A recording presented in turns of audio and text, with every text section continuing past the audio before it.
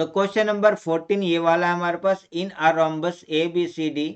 The altitude from D to the side B C bisect A B. ये वाला क्या कर रहा है, डी से जो इसके ऊपर आ रहा है ये वाला ए बी को बाइसेक्ट कर रहा है, मतलब ये वाला पार्ट और ये वाला पार्ट बराबर है। Find the angle of the rhombus, तो आपको रोम्बस का एंगल फाइंड करना है। चलिए यहाँ पर जरा देखते हैं ध्यान से, ये वाला साइड इस वाले साइड के बराबर दिख रहा है, ये वाला एंगल 90 डिग्री, ये वाला एंगल 90 डिग्री, ये तो इस तरह से ये क्या हो जाने वाला, कॉन्ग्रुएंट हो जाने वाला। लेते हैं सॉल्यूशन। यहाँ पर सॉल्यूशन लीजिए, लिखिए in a triangle A D E, in a triangle A D E and triangle ये वाला इधर से B D E, B D E क्या हो जाएगा, सबसे पहले तो यहाँ लिखेंगे ये वाला A E equal to B, A E equal to B E. कारण क्या है, ये वाला जो है D E bisect A B, D E bisect A B, ये दिया हुआ है हमारे पास, तो इसमें हमने कोई माइंड अप्लाई नहीं किया। अब यहाँ पे देखिएगा ये एंगल दे रखा है हमारे पास A E D, angle A E D equal to हो जाएगा angle B E D, B E D ये वाला क्यों यहाँ पे लिखेंगे इच 90 डिग्री, ये भी हमारे पास दिया हुआ है। ठीक है, एल्टीट्यूड है, एल्टीट्यूड क्या करता है 90 डिग्री का एंगल प्रोड्यूस करता है। अब यहाँ पे देखिएगा डी इक्वल टू, आप लिख लीजिए यहाँ पर डी, ये वाला हो जाएगा कॉमन, उस कंडीशन में अब क्या हो जाने वाला है, यहाँ पर क्या हो जाएगा, सो ट्रायंगल ये वाला A D B, A D E congruent हो जाएगा ट्रायंगल ये वाला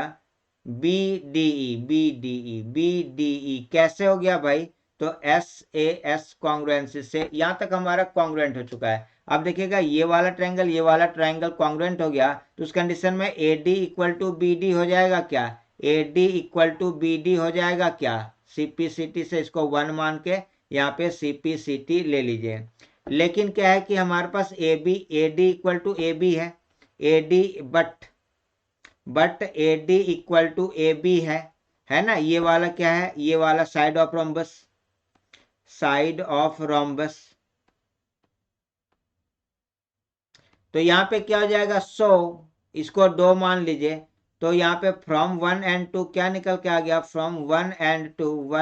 2 ये निकल के आ गया ए बी इक्वल टू, यहाँ पे थोड़ा सा मैं इसको ऊपर कर लेता हूँ, यहाँ पे निकल के आ गया ए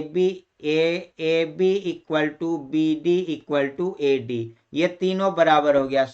तो जब ये तीनों बराबर हो जाएगा तो उस कंडीशन में आप क्या लिख सकते हैं, इसी जगह पर मैं लिख लेता हूँ, फिगर दिया हुआ है ना यहाँ पे, तो सो इसके बाद आप लिखिएगा so A B D is an equilateral triangle,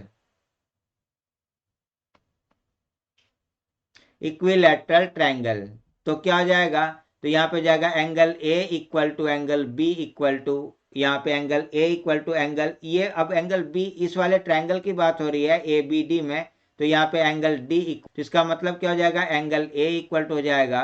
180 divided by 3 equal to 60 degree, तो ये एंगल 60 डिग्री निकल के आ गया। तो यहाँ पे एंगल ऑफ रोम्बस क्या हो जाएगा, एक एंगल हमारे पास 60 आ गया, तो angle A equal to angle C होगा, तो एंगल सी इक्वल टू हो जाएगा हमारे पास 60 डिग्री, और एंगल यहाँ पे अब देखिएगा ए बी सी अगर निकालेंगे, एंगल